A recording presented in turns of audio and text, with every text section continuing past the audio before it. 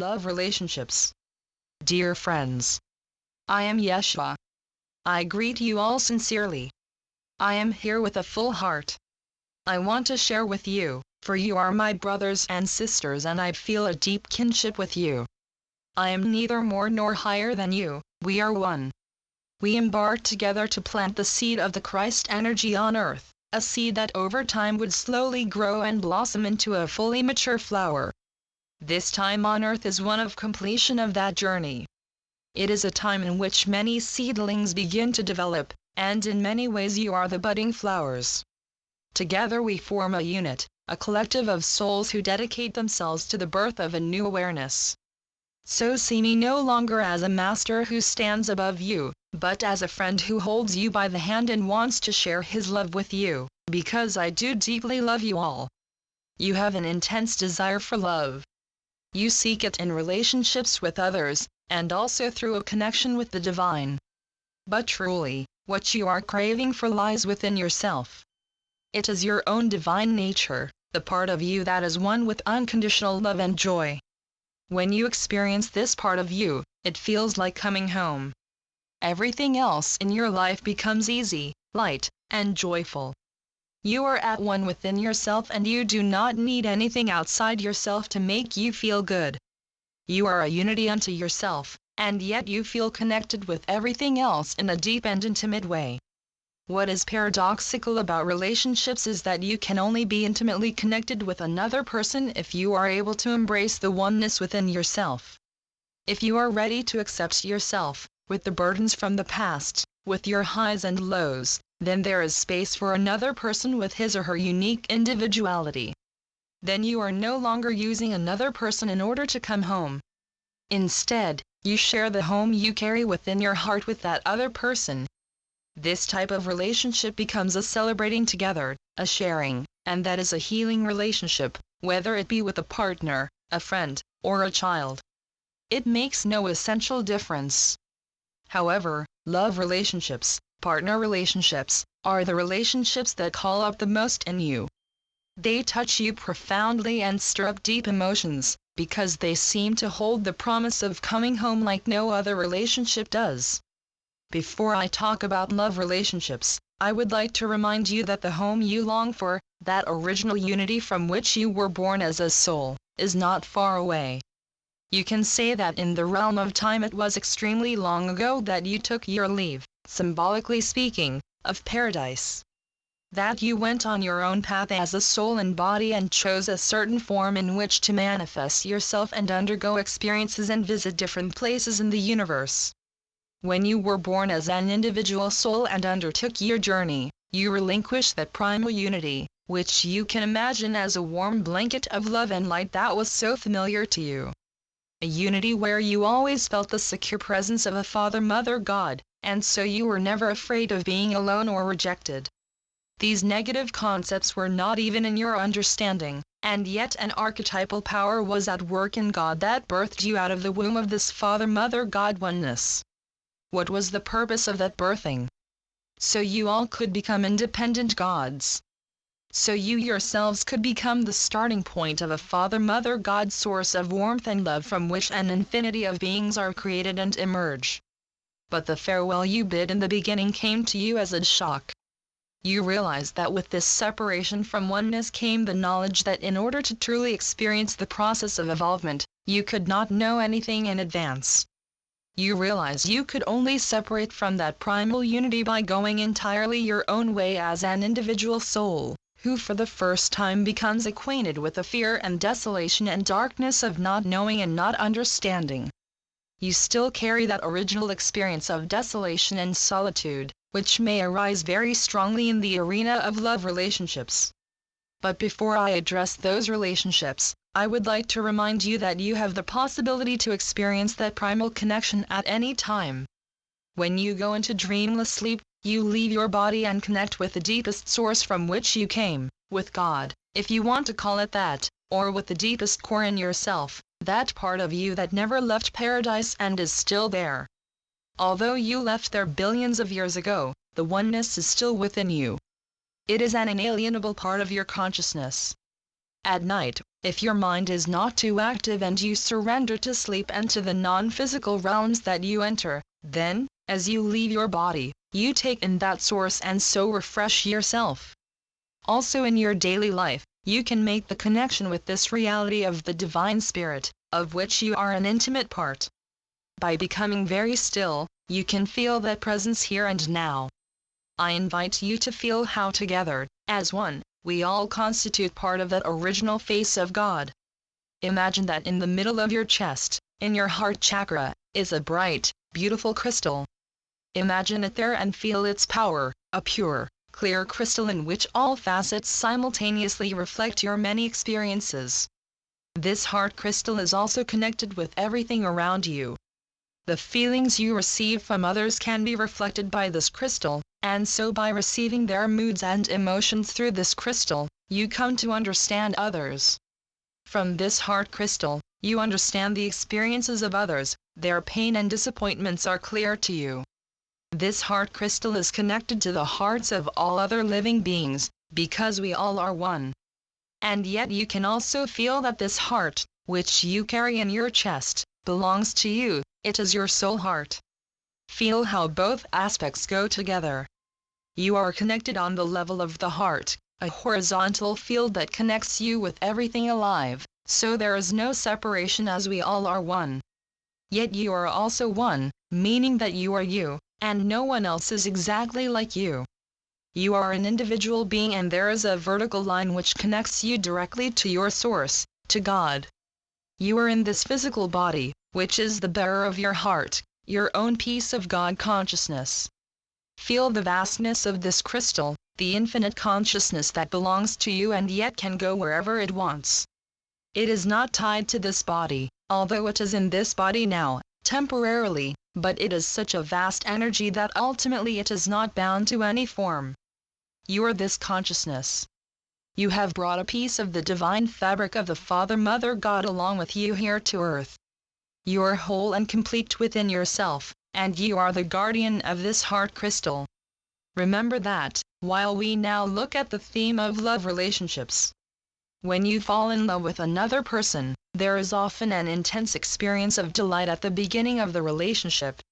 It seems as if something gets torn wide open within you, something that was long hidden and can be only unlocked by the look of that other. Other people do not seem to see that something within you, but your loved one awakens the naked beauty of who you are. Your passion and your enthusiasm for life return, you feel seen and loved, and you are going to experience your own depth, the wonder of you. That is what you experience in infatuation. And although it seems to be about the other, it is really about you, what the other evokes within you, which is delicious, a miracle. You seem to become awake only then and to feel how much you have to give and how much you can be loved. At that moment, people usually become intoxicated with the awe and wonder of this infatuation they experience, and they blindly attach themselves to the one who awakened this feeling within them. She or he has the magic wand in their hands, and what first led to a revelation, and a loving feeling toward yourself as well as the other, leads gradually to a flight from yourself, as you become totally focused on the other. Then begins a struggle with the other. You will want to possess the part of them that makes you feel so good. And the other often does the same with you, and you both become immensely confused by this tug of war. In this way, the highest that you can give each other eventually calls up the lowest, namely jealousy, dependency, and power struggles. This is an extremely painful fall that almost everyone has experienced in their life. How does this fall happen? There are two parts within you. From that heart crystal I described, there is a love in you that can see the other exactly as he or she is, and can experience the beauty that is there.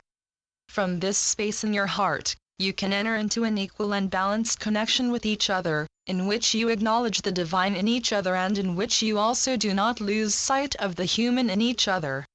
You grant the other their pain, mistrusts, disappointments, and resistance. But from your belly there is another energy at work, something that can be a very strong, disruptive force in infatuation.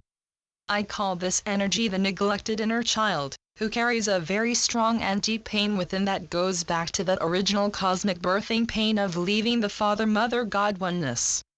This child also awakens as you fall in love, and this child has many emotions that can obscure your heart. These emotions can envelop the heart crystal and cloud the fact that you are the source of the delight and bliss you experienced in the beginning stages of romantic love.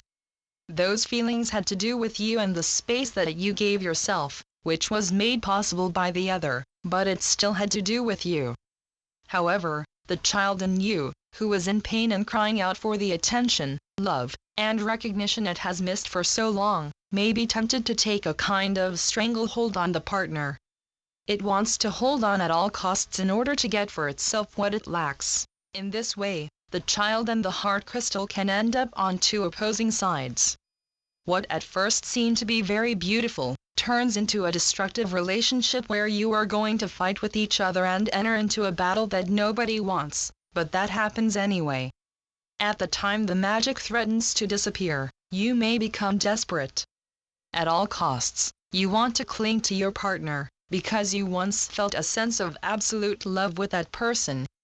You are going to fight to hold on to them, and your oldest pains, your emotions of anger, fear of abandonment, hatred even, can come into play. It is very difficult to let go of the other person even then, because you will be driven by a reminder of how good it was when all was in harmony. It is very important that, at this stage, you know how to let go. The moment you feel your relationship going into a downward spiral, and you are going to accuse and blame each other, is the time to step back. You can injure each other so badly, precisely because you have touched each other so deeply, and that pain is hard to heal. So dare to take a step back when you feel that you are spinning out of control, that you are being swept away by emotions that prevent you from approaching your partner with an open heart. You may sense a deep fear of being abandoned, or just the opposite, a fear of connecting so deeply to someone that you lose yourself in it. There can be other emotions such as anger or jealousy, but what is important is that you notice how the most intense emotions are more about you than about the relationship. The relationship triggered the emotions, but they themselves stem from deeper causes.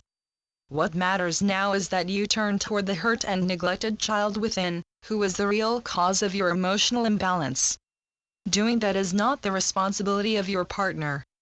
And you, too, are not responsible for the inner child of your partner. Making someone else responsible for your pain and expecting them to heal it leads to enormous confusion in relationships. So, how can you see when the relationship, which was initially a loving bond, is going wrong and is getting unbalanced? Actually, there are clear signs, and one of the ways you can find out is by symbolically doing an exercise with your inner child. Imagine you stand opposite your partner at this moment. Or take someone who is very important for you, if you currently have no partner, and allow your inner child to stand to your left. Simply imagine yourself as a child somewhere under the age of 10, and stand with that child to your left opposite your partner. Now see how the child responds to your beloved. Look at the first reaction of that child. Ask the child, what attracted you to him or her? What did you find so irresistible? What touched your heart? What fascinated you? And then you ask, how do you feel now? Did something happen to that original quality? Can the child still feel that love? In a healing relationship, that unique quality is still very much present. It feeds you still, warms you still, while at the same time your partner has gotten a more human form, with her or his own problems and ups and downs. However, something of that original magic is still there, and because of that magic, problems can be overcome. If you notice that the magic is absent, if your inner child actually feels unloved or treated unfairly, then there is something going on to which you need to pay attention. Take the time to discover this with your inner child. To clarify the situation, let go of the image of the inner child, and now imagine that you stand before the partner you have chosen and look how the energy of giving and receiving flows between you.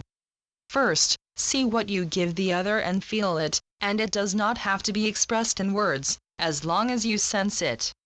Look at what flows from you toward the other, and sense how you feel in this moment. Do you become more energetic because of this giving, or do you feel empty and exhausted?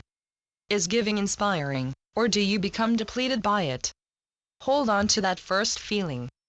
After looking at what you give to the other, take a look at the reverse interaction. What do you receive from the other? Just rely on your first feeling as it comes to you. Does what you receive feel good? Does it make your heart more open? Do you feel happier about yourself as a result of what you receive? The essence of a healing relationship is that the other gives you something that creates joy in your heart. Finally, there is another sign of a destructive relationship. From your solar plexus, a spot close to your stomach, sense a cord of energy that connects you with the other. If you are sensitive, maybe you can experience that cord. What you are looking for is the feeling that you need to possess the other. That you panic at the thought that the other will no longer be here. That something pulls on that cord. If you sense that, then that is essentially an energetic umbilical cord that connects you with the other, and gives you the feeling, I need them, I cannot do without them. That panicky feeling shows you do not operate independently, or at least you think you are not able to do without the other, and such a dependency can lead to a destructive relationship. In a healing relationship, it is natural to miss each other if in one way or another you would be separated. It is natural to enjoy and therefore long for each other's company. You may want the other, but you do not need the other. But in a destructive relationship, there is something malignant at work. There is a feeling that you cannot do or be without the other, that you are dependent upon them for your well-being, maybe your very life. And this substantially weakens you. There is a deep fear of possible rejection by the other, and that makes you feel small and constricted, and the whole relationship no longer has that joyful spaciousness and freedom it had in the beginning. Try to feel these things for yourself, calmly, in your own way. And do not be afraid to make room in the relationship to allow yourself to feel this kind of thing. Because once you find yourself in a negative spiral in a relationship, it is often necessary that the partners distance themselves from each other, physically and emotionally, in order to realize where they each stand. At such a time, it is often not useful to try to talk things out. It is necessary that your energy fields first become free from each other in order to gain sufficient space to come back to the center of your heart crystal. Descend with your awareness inside that beautiful clear crystal that is your essence. Do not depend on others to experience that in you. It is there for you, always. It is the whisper of God you can hear in the silence. Feel then how, from this crystal, light rays shine onto the child in you that still suffers pain and who is still seeking outside itself for acceptance and love and security. Let your light rays fall on that child, and you can literally see that the crystal light seems to anchor itself by flowing deeper and deeper down through your belly and all the way down through your legs into the earth. This is your light, your unique soul light. You are here to experience this light in a body on earth. Your particular light is unique, it is your angel light, and if you remain connected with it, then you attract healing relationships in your life. You have no need for another. And you also have no need to make another into something perfect, someone who finally sees you in the perspective you desire, and who unconditionally understands and embraces you in the way you want them to. Unconditional acceptance and love is to be found only in your own heart, by and for yourself. Do not burden another with that duty. That absolute love is something between you and yourself. This you can only give to yourself, and when you do, you will become a fountain of love for others, because you then have become completely honest and true with yourself. You love yourself, including the dark part, that child in you who struggles sometimes and is tormented. When you love yourself, it is easier for you to see the other person in a true perspective. You no longer have to take so personally the sometimes offensive or hurtful things that she or he says or does.